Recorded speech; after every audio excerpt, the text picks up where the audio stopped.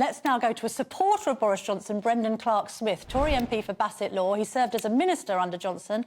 Now, Brendan, I'm going to just read this polling from JL Partners to you, because I just think it sort of sums it up today. It was in the Sunday Times, forgive me, but let me read it. It says, the Red Wall prefers Rishi Sunak to Boris Johnson by 20 points.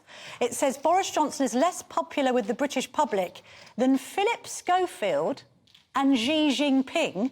It further says, and I quote, this is from Jamie Johnson, no relation, obviously, if Conservative MPs want any chance of winning their seats, they will need to stop peddling the Boris fantasy and move on. Brendan, you've got to move on.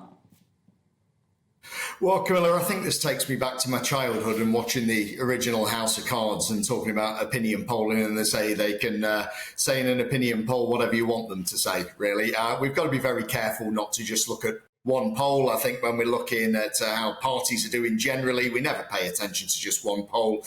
That's all they are. Of course, they were very wrong in the general election. They were very wrong in the referendum. But of course, yeah, I mean, it's interesting looking at what they say. But Boris Johnson still enjoys a lot of support where I am. Pleased the poll said that Rishi Sunak's popular in the Red Wall. That's nice to hear. But I would take it with a pinch of salt, though. I mean, your seat was held by Labour between the Great Depression and 2019. Obviously, you won this historic victory in 2019. But be honest with me, Brendan, how concerned are you that you're going to lose Bassett Law in 2024?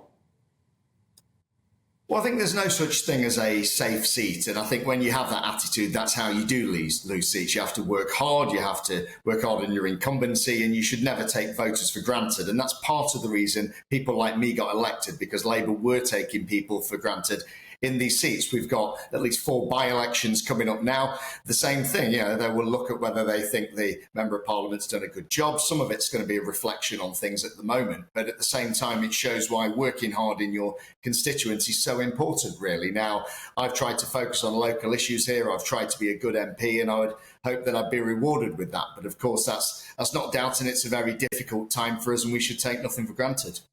And on Boris Johnson, I mean, do you not accept now, after everything that's happened, and obviously he started his new column in the Mail, so he seems to have moved on, that he's politically dead and buried right now, Brendan? You've got to move on, haven't you? All of the supporters of Boris Johnson have got to move on for the sake of party unity.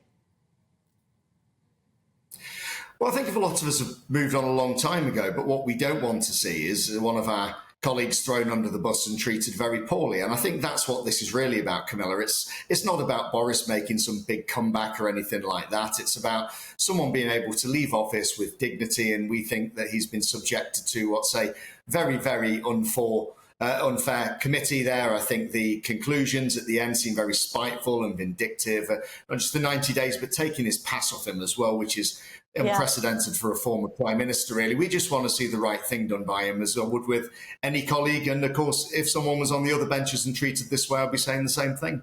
Although we hear that Boris Johnson doesn't necessarily want his supporters, yourself included, to call for a vote tomorrow if there isn't going to be a vote, because he's worried he won't get the numbers.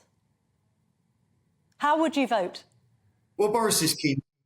Boris is keen to move on. I mean, I've been quite vocal about this, saying that I refuse to vote for this report and I would vote against it.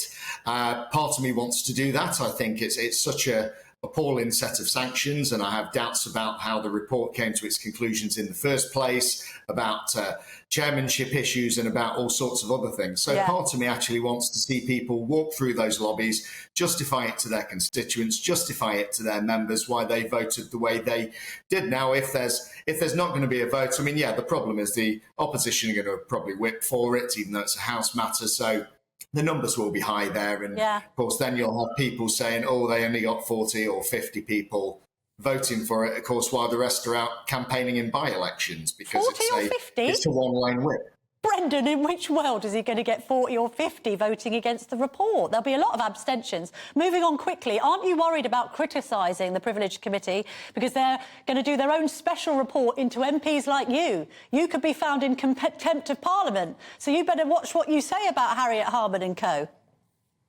Well, this is the whole point, Camilla. This is why you've had so few people publicly coming out and saying things, really. Now, actually going out and voting is different. A lot of people, including myself, actually waited for that report to come out first before we commented on it. We let the committee do their job. But I think some of the threats to backbenchers have been absolutely disgraceful, really. I mean, it's our job to scrutinise Parliament. It's our job to speak up. There's no point us really being there in Parliament if we're not allowed to do that. And I don't see why any committee or any part of the institution should be above that scrutiny. So, I mean, in terms of the threats for that, I mean, as far as I'm concerned, I've waited, I've read the report, I'm going to give my speech, and I will say as I please. And if people want to sanction me for that, then so be it, and I will wear that as a badge of honour. Brendan, if you do get sanctioned, let us know and we can have you back on GB News to discuss your fate. Thank you very much for joining me on this Sunday morning. Lovely to speak to you. Thank you, Camilla.